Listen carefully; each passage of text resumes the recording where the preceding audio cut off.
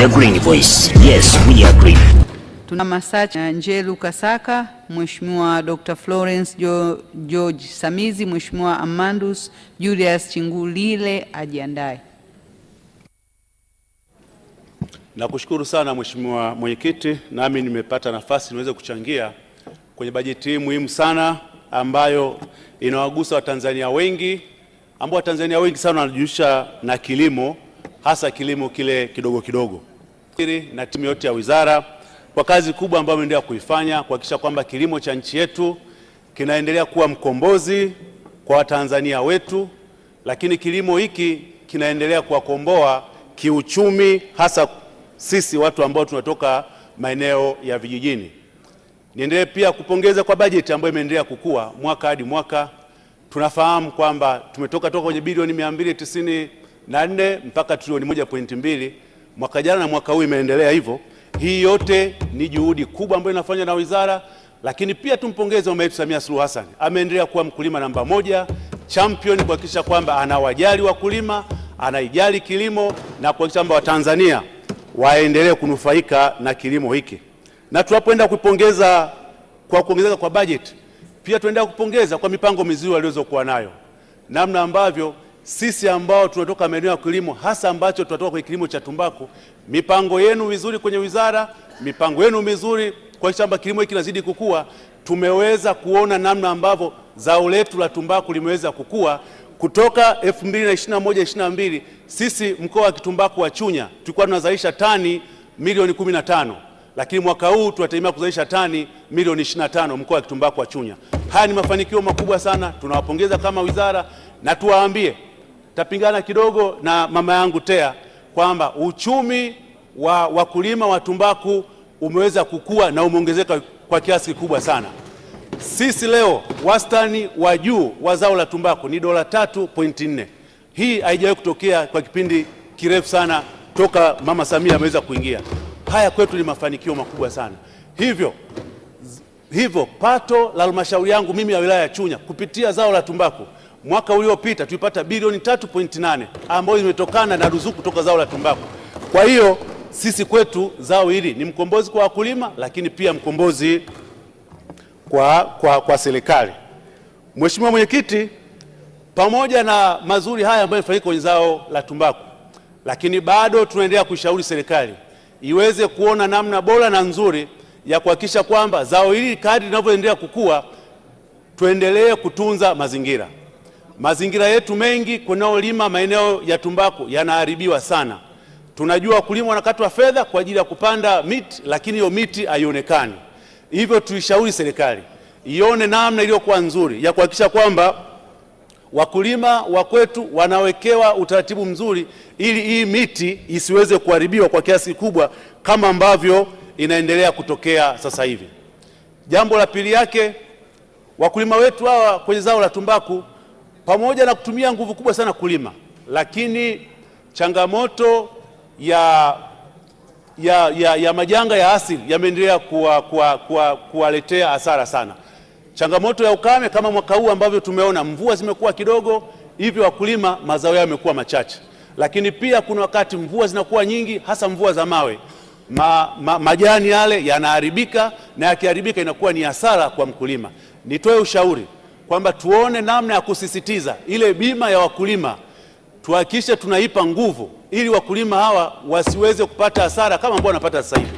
Wanafanya kazi kubwa shambani, lakini majanga ya asili ikiwemo mvua za mawe pamoja na ukame au mvua inapokuwa imezidi imeendelea kuwarudisha nyuma wakulima wetu. Jambo la tatu ni tuendelee kutoa elimu kwa wakulima wetu juu ya mabani yaliyokuwa mazuri na ya kisasa.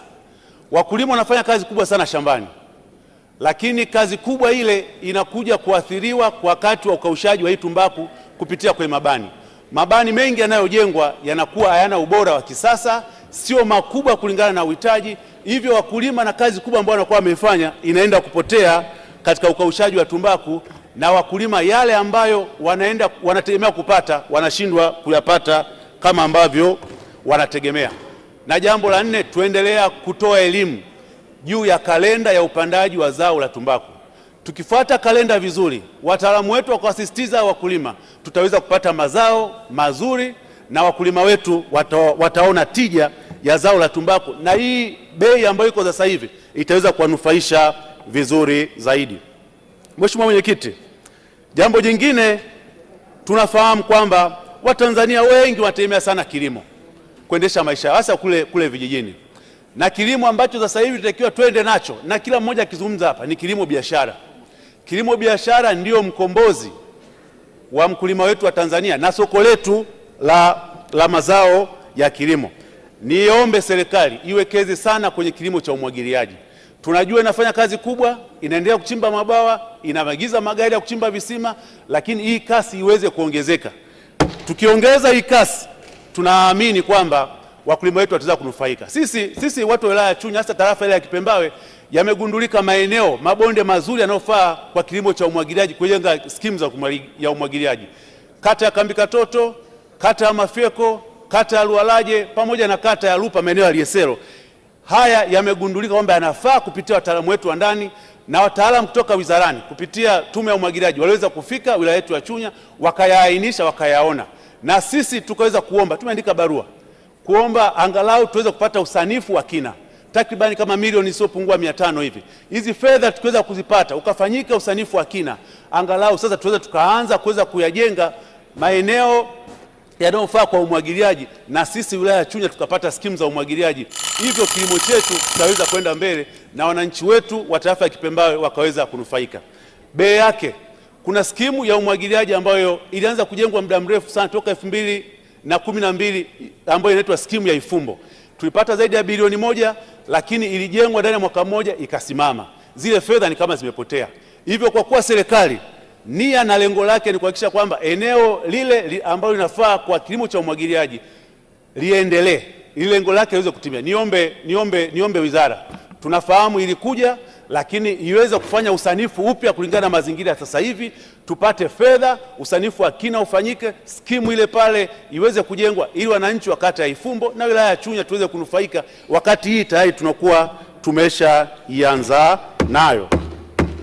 Mheshimiwa Mwenyekiti, pamoja na haya ambayo tumeweza kuyasema, mtakumbuka wizara ina mpango mzuri sana wa kesho iliyo bora maarufu kama BBT.